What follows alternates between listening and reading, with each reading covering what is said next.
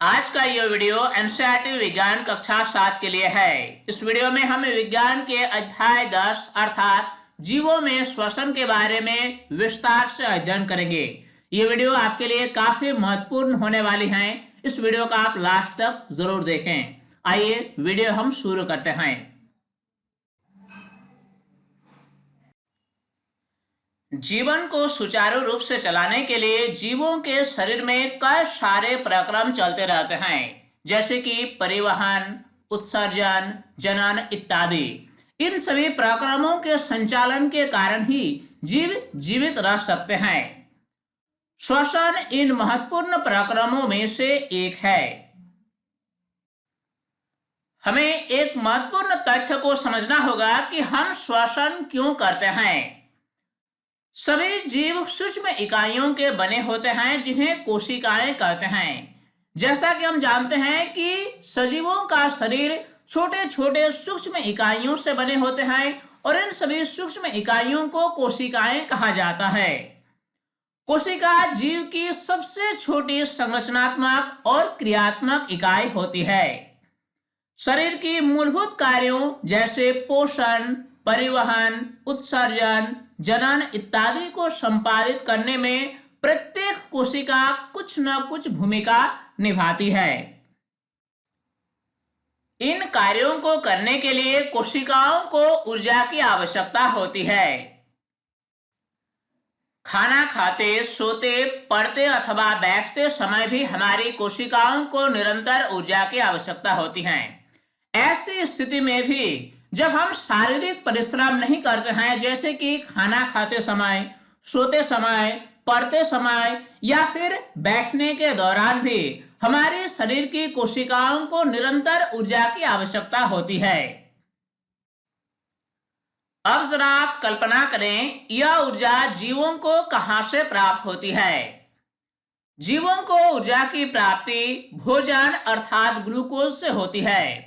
सभी जीव जिंदा रहने के लिए भोजन ग्रहण करते हैं। भोजन में उपस्थित ग्लूकोज से ही सभी कोशिकाओं को ऊर्जा की प्राप्ति होती है। पोषण की क्रिया द्वारा सभी कोशिकाओं को ग्लूकोज प्राप्त होता है। कोई भी जीव जब पोषण करता है तो पोषण के फलस्वरूप ही सभी कोशिकाओं को ग्लूकोज की प्राप्ति होती है और इसी ग्लूकोज का खंडन करके कोशिकाएं ऊर्जा प्राप्त करती है। ग्लूकोज में संचित ऊर्जा श्वसन के समय निर्मुक्त होती है। शरीर की कोशिकाएं श्वसन की क्रिया करती है। श्वसन की क्रिया के दौरान क्या होता है, ग्लूकोज में संचित ऊर्जा निर्मुक्त होता है और इसी ऊर्जा का उपयोग कोशिकाएं अपने कार्यों को करने के लिए करती है। अतः सभी जीवों को भोजन से ऊर्जा प्राप्त करने के लिए श्वसन की आवश्यकता होती है। जीवों की जो कोशिकाएं हैं, ये ग्लूकोज से जब ऊर्जा प्राप्त करनी होती है इन्हें, तो ये श्वसन की क्रिया करती है। कहने का मतलब ये हुआ कि ऊर्जा प्राप्त करने के लिए श्वसन की आवश्यकता होती है। श्वसन के प्रक्रम में हम पहले सांस द्वारा वायु को शरीर के अंदर ले जाते हैं। आपने देखा होगा सभी जीव जंतुएं, चाहे वो मनुष्य हो या कोई भी प्राणी हो, वह श्वसन की क्रिया करते हैं। इसमें एक चरण होता है श्वास लेना। श्वास लेने की क्रिया में क्या करता है, जीव सबसे पहले वायु को शरीर के अंदर ले जाता है। वायु में उपस्थित ऑक्सीजन शरीर के सभी भागों में और अंततः प्रत्येक कोशिका में ले जाई जाती है। कोई भी जीव जब श्वास लेता है यानी श्वसन की क्रिया करता है, तो वायु में उपस्थित ऑक्सीजन शरीर के सभी भागों में जाकर और अंततः सभी कोशिकाओं में पहुंचता है।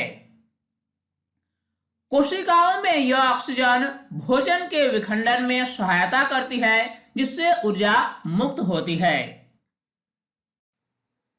इसे कोशिकीय श्वसन कहते हैं। कहने का मतलब यह हुआ कि शरीर की कोशिकाएं जब ऑक्सीजन का उपयोग करके ग्लूकोज में उपस्थित संचित ऊर्जा को निर्मुक्त करती है और अपना कार्य करती है, तो इस प्रक्रम को, इस परिघटना को कोशिकीय श्वसन कहा जाता है। सभी जीवों की कोशिकाओं में कोशिकीय श्वसन होता है। अब हम जानेंगे श्वसन के प्रकार। जीवों में कितने प्रकार के श्वसन होते हैं? श्वसन दो प्रकार के होते हैं।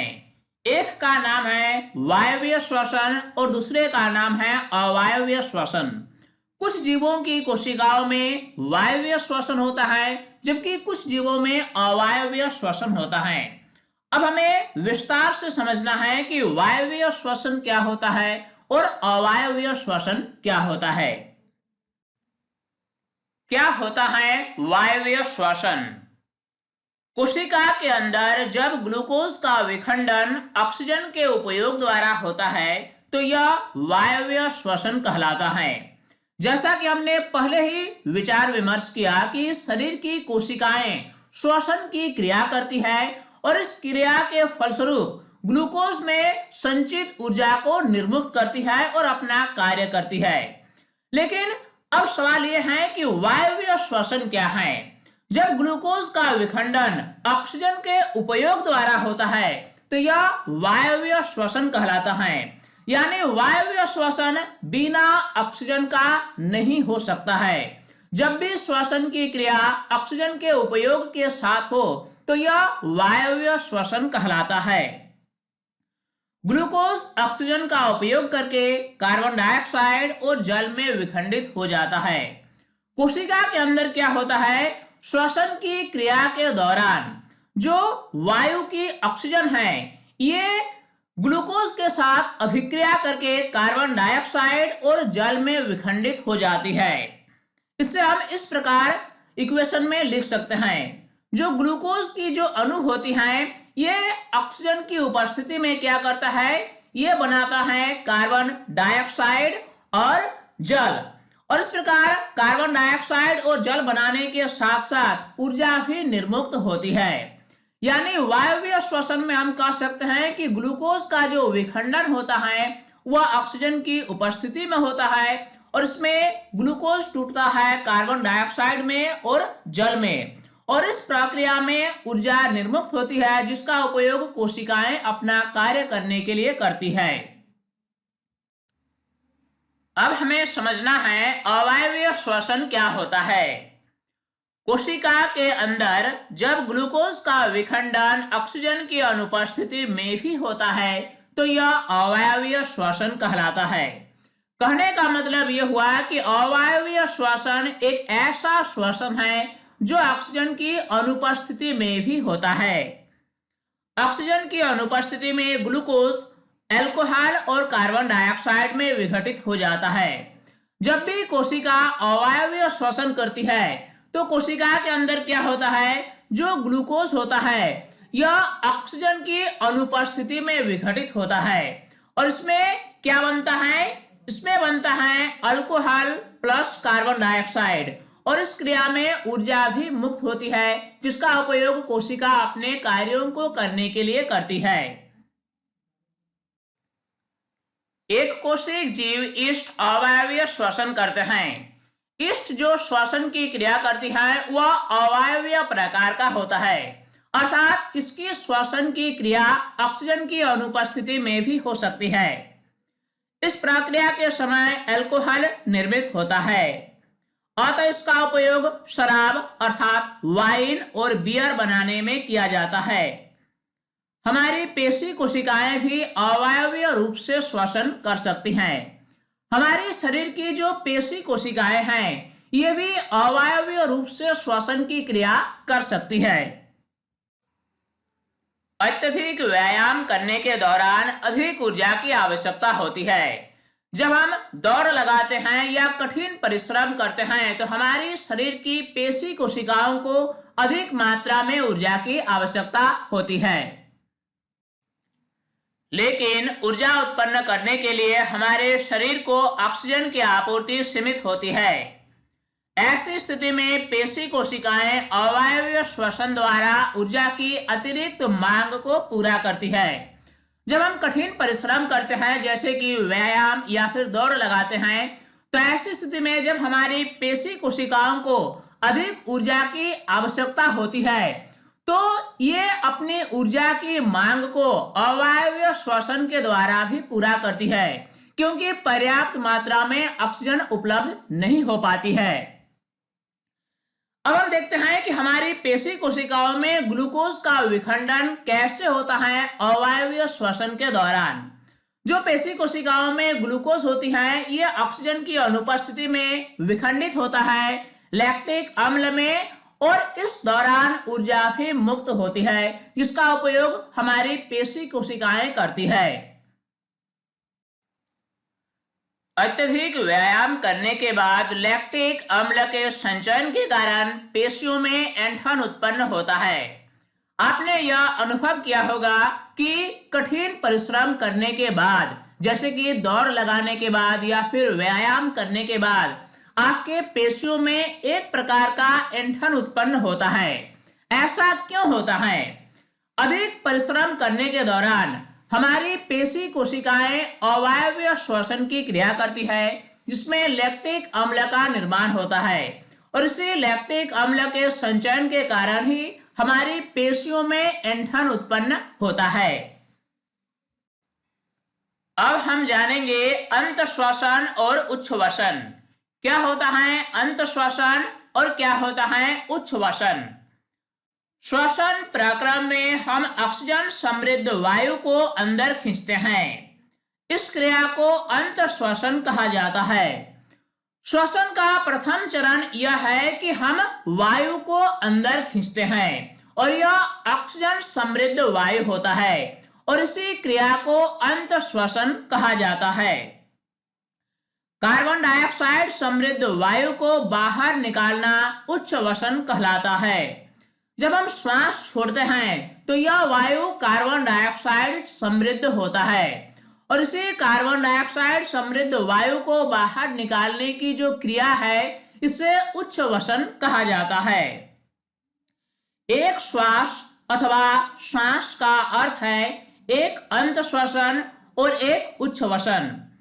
एक अंतःश्वसन यानी एक बार श्वास को अंदर खींचना, और एक उच्छ्वसन यानी एक बार श्वास को बाहर छोड़ना। ये दोनों क्रियाओं को मिलाने के बाद एक सांस का निर्माण होता है। कोई व्यक्ति 1 मिनट में जितनी बार श्वसन करता है वह उसकी श्वसन दर कहलाती है। कोई वयस्क व्यक्ति विश्राम की अवस्था में 1 मिनट में औसतन 15 से 18 बार सांस अंदर लेता है और बाहर निकालता है। अर्थात वयस्क व्यक्ति के लिए सामान्य श्वसन दर 15 से 18 बार प्रति मिनट होता है। अधिक व्यायाम करने में श्वसन दर 25 बार प्रति मिनट तक बढ़ सकती है। अब हम जानेंगे कि हम श्वास कैसे लेते हैं। आप देख सकते हैं इस चित्र में मानव श्वसन तंत्र को दर्शाया गया है। इसमें हम समझेंगे कि हम श्वास कैसे लेते हैं। सामान्यतः हम अपने नथुनों यानी नासा द्वार से वायु अंदर लेते हैं। जब हम वायु को अंतःश्वसन द्वारा अंदर लेते हैं तो यह हमारे नथुनों से नासा गुहा में चली जाती है।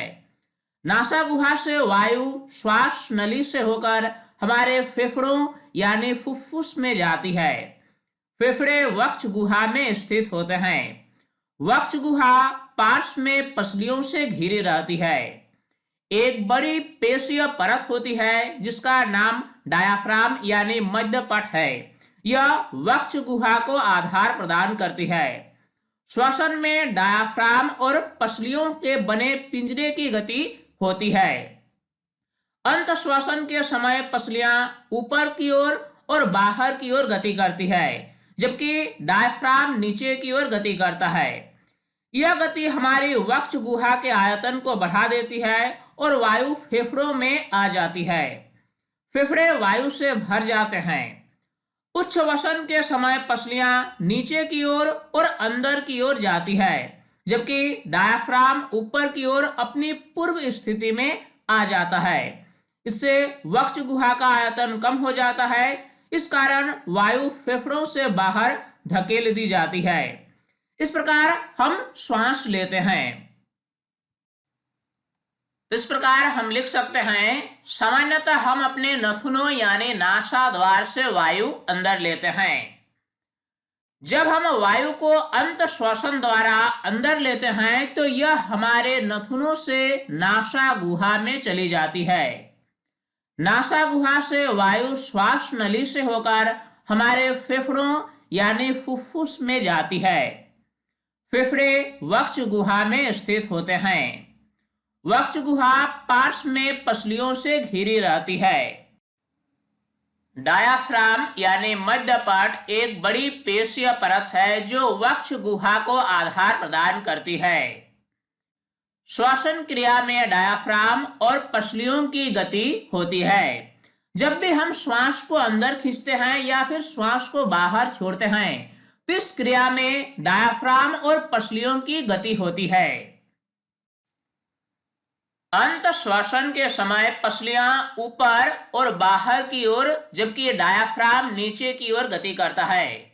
जब भी हम श्वास को अंदर खींचते हैं यानी अंत श्वसन की क्रिया करते हैं तो इस परिस्थिति में क्या होती है, पसलियां ऊपर की ओर और बाहर की ओर गति करती है जबकि डायाफ्राम नीचे की ओर गति करता है। यह गति हमारी वक्ष गुहा के आयतन को बढ़ा देती है जिससे वायु फेफड़ों में आ जाती है।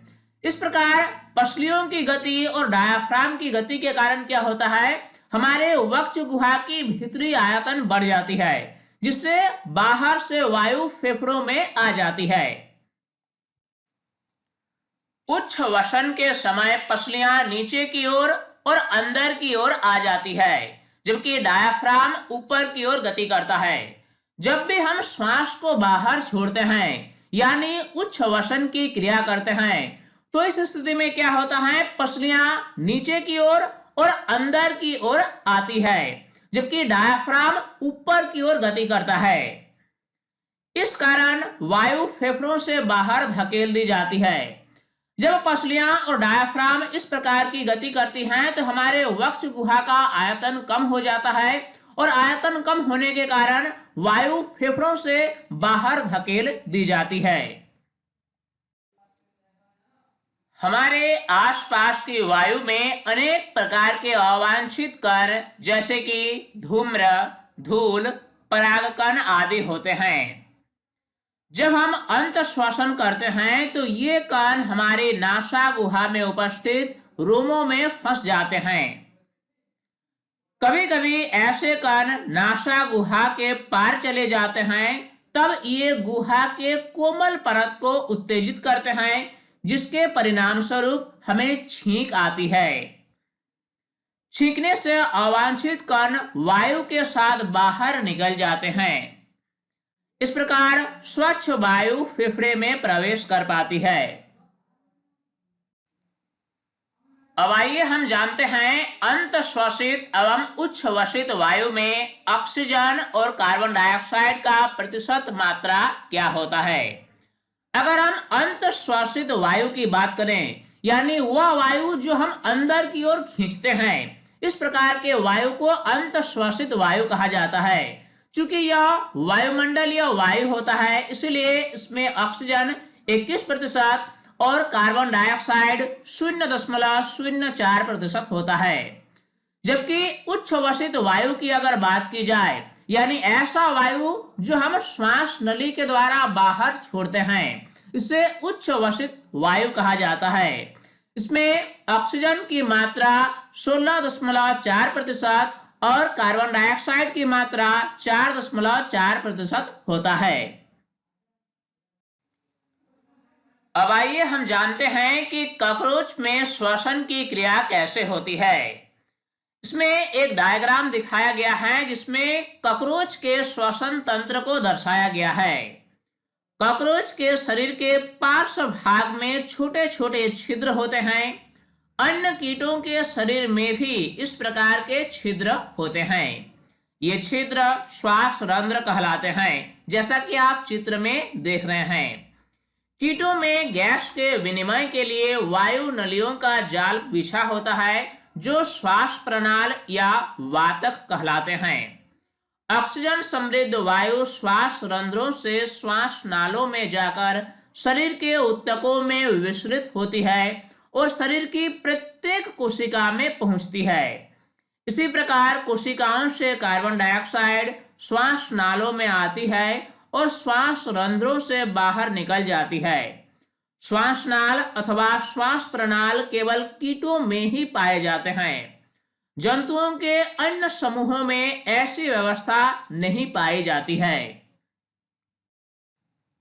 तो अब हम आगे लिखेंगे, कॉकरोच के शरीर के पार्श्व भाग में छोटे छोटे छिद्र होते हैं। ये छिद्र श्वास रंध्र कहलाते हैं। कीटों में गैस के विनिमय के लिए वायु नलियों का जाल बिछा होता है जो श्वास प्रणाल या वातक कहलाते हैं। ऑक्सीजन समृद्ध वायु श्वास रंध्रों से श्वास नालों में जाकर शरीर के ऊतकों में विसरित होती है और शरीर की प्रत्येक कोशिका में पहुंचती है। इसी प्रकार कोशिकाओं से कार्बन डाइऑक्साइड श्वास नालों में आती है और श्वास रंध्रों से बाहर निकल जाती है। श्वास प्रणाल तंत्र केवल कीटों में ही पाए जाते हैं। अब आइए हम जानेंगे कि केंचुए में श्वसन की क्रिया कैसे होती है। केंचुए अपनी त्वचा से श्वसन करते हैं। जब हम श्वसन की क्रिया करते हैं तो फेफड़े का उपयोग करते हैं। जब कोई कीट श्वसन की क्रिया करता है तो श्वास प्रणाल तंत्र का उपयोग करता है। लेकिन केंचुए में इस प्रकार के अंग नहीं होते हैं। केंचुए अपनी श्वसन की क्रिया त्वचा द्वारा करते हैं। केंचुए की त्वचा स्पर्श करने पर आर्द्र और श्लेष्मीय प्रतीत होती है। इसमें से गैसों का आवागमन आसानी से हो जाता है। अगर हम मेंढक की बात करें तो मेंढक में हमारी तरह फेफड़े होते हैं और वे फेफड़े से श्वसन की क्रिया करते हैं। साथ ही साथ मेंढक की जो त्वचा होती है, इसकी खासियत ये होती है कि इसकी त्वचा भी श्वसन क्रिया में सहायता प्रदान करता है। अर्थात मेंढक अपने फेफड़े के साथ साथ त्वचा से भी श्वसन की क्रिया करती है। अब आइए हम जानेंगे कि जल में श्वसन कैसे होता है, यानी वैसे जीव वैसे जंतु जो जल में रहते हैं। इस प्रकार के जंतु जल के अंदर श्वसन की क्रिया कैसे करते हैं। मछली एवं अन्य जलीय जीव क्लोम या गील की सहायता से श्वसन क्रिया करते हैं। जिस प्रकार हम सभी स्थलीय जंतु श्वसन की क्रिया करने के लिए फेफड़े का उपयोग करते हैं, लेकिन जल के अंदर रहने वाले जलीय जीव जैसे मछली इत्यादि के पास फेफड़े नहीं होते हैं। ये श्वसन की क्रिया क्लोम या गील की सहायता से करते हैं। इस चित्र में मछली के श्वसन अंग को दर्शाया गया है। मछली श्वसन की क्रिया क्लोम या फिर गील की सहायता से करते हैं। क्लोम में रक्त वाहिनियों की संख्या अधिक होती है जो गैस विनिमय में सहायता करती है। अब आइए हम जानेंगे कि पादपों में यानी पौधों में श्वसन की क्रिया कैसे होती है। अन्य जीवों की भांति पादप भी जीवित रहने के लिए श्वसन करते हैं। जैसा कि सभी प्रकार के जंतु श्वसन की क्रिया करते हैं, ठीक वैसे ही पौधे भी जीवित रहने के लिए श्वसन की क्रिया करते हैं। पादप में प्रत्येक अंग वायु से स्वतंत्र रूप से ऑक्सीजन ग्रहण करके कार्बन डाइऑक्साइड को निर्मुक्त करते हैं। अगर हम जंतुओं की बात करें तो जंतु श्वसन की क्रिया विशेष अंग के द्वारा करते हैं। जैसे कि मनुष्य फेफड़े से करते हैं, कीट श्वास प्रणाल से करते हैं, मछलियां गील की मदद से करते हैं। लेकिन पादप के प्रत्येक अंग वायु से जो ऑक्सीजन लेते हैं ये अलग अलग लेते हैं, यानी स्वतंत्र रूप से लेते हैं। इसके लिए कोई विशेष अंग नहीं होती हैं श्वसन की क्रिया करने के लिए। पत्तियों में ऑक्सीजन और कार्बन डाइऑक्साइड के विनिमय के लिए सूक्ष्म छिद्र होते हैं जो रंध्र कहलाते हैं। अगर आप पौधों की पत्तियों को गौर से माइक्रोस्कोप की सहायता से देखेंगे तो आप पाएंगे कि पत्ती की सतह पर अत्यंत छोटे छोटे छिद्र होते हैं। इन छिद्रों को रंध्र कहा जाता है और इन्हीं छिद्रों की मदद से पौधे वायुमंडल के साथ ऑक्सीजन और कार्बन डाइऑक्साइड गैस का आदान प्रदान करते हैं।